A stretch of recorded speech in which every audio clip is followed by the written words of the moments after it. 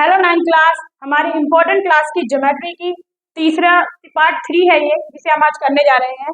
इस तरीके के क्वेश्चन आपने एग्जाम में फर्स्ट टर्म में भी देखे होंगे, क्योंकि ये 7th चैप्टर है जो कि आपका फर्स्ट टर्म में भी आया था। तो चलिए इसे करते हैं। इसमें क्या करना है, देखिए ये जो निशान है ना, ये आपको जो दे रखा है, ये निशान का मतलब क्या है? इसका मतलब है कॉन्ग्रुएंट, यानी कि आपको इसे कॉन्ग्रुएंट प्रूफ करना है। इनमें दो ट्राइंगल्स को कॉन्ग्रुएंट प्रूफ करना होता है। उसके लिए हमें ये पहले ही समझना होगा।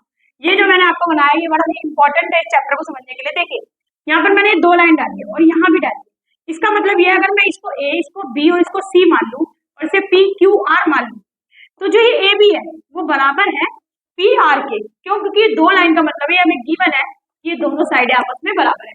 उसके बाद देखो आप, ये जो एंगल दिख रहा है, ये एंगल ए और एंगल पी, ये दोनों एंगल भी आपस में बराबर है। उसके बाद जो ये एक लाइन दी है और यहाँ भी एक लाइन दी है, यानी AC और PQ भी आपस में बराबर है। तो इस तरीके से देखिए, पहले हमने एक साइड बताई, फिर एक एंगल बताया और फिर एक हमने साइड बताई। तो हमारा ये क्राइटेरिया कौन सा हो गया इसका कॉन्ग्रुएंसी प्रूफ करने का? साइड एंगल साइड, यानी कभी भी दो साइड और अगर एक एंगल बराबर है तो आपकी साइड एंगल साइड की प्रॉपर्टी होती है। उसके बाद देखिए यहाँ पे दो एंगल बराबर है और एक साइड बराबर है, तो यहाँ पर हो गई एंगल साइड एंगल। एक चीज की बच्चों ध्यान रखना, आप ऐसे नहीं कर सकते साइड साइड एंगल लिख दीजिए, जो है इसको ऐसे ही लिखना है। उसके बाद आपका आता है जिसमें तीनों साइड जो है वो इक्वल हो। तो इस तरीके से आपको इन क्वेश्चंस को करना है, इस मेथड से। ये कॉन्ग्रुएंसी का क्राइटेरिया है। तो चलिए देखते हैं इन्होंने क्या बोला है।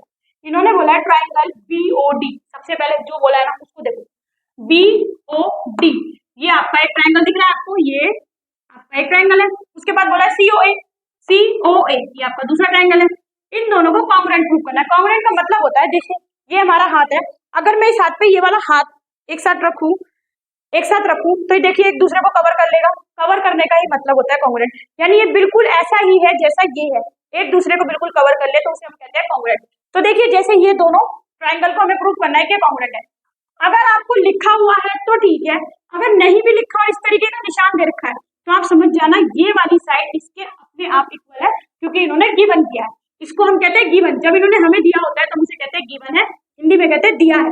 और ये वाली साइड जो है इसके इक्वल है, क्योंकि यहाँ पे इन्होंने हमें दिया हुआ है। तो हम इसे किससे प्रूव करें, पहले हमें सोचना होगा। देखिए करने से पहले सोच लीजिए, ये एक साइड, ये एक साइड, दो साइड तो मेरी कंफर्म है।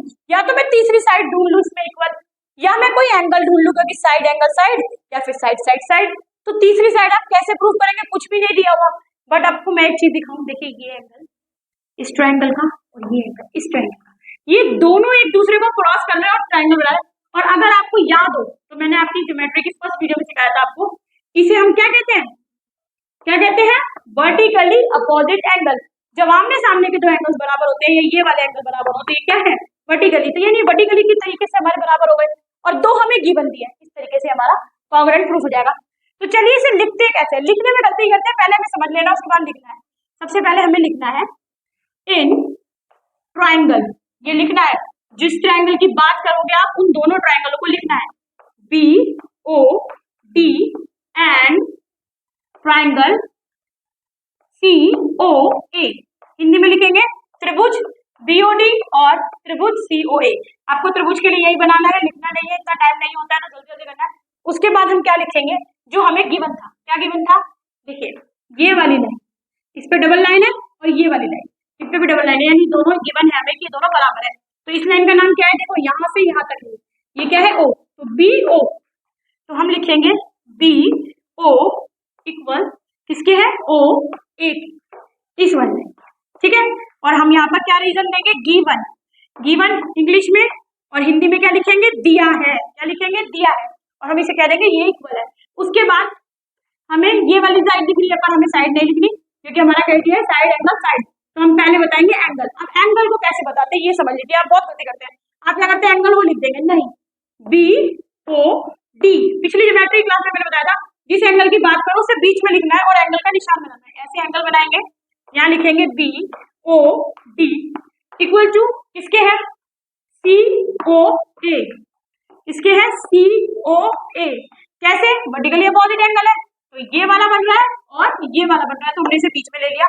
तो हम इसे क्या लिखेंगे, वर्टिकली अपोजिट एंगल। आप इसे फुल फॉर्म में लिख दीजिएगा, मैं ऐसे लिख रही हूँ पर उससे कोई फर्क नहीं पड़ता, पर आपको फुल फॉर्म में लिखना है।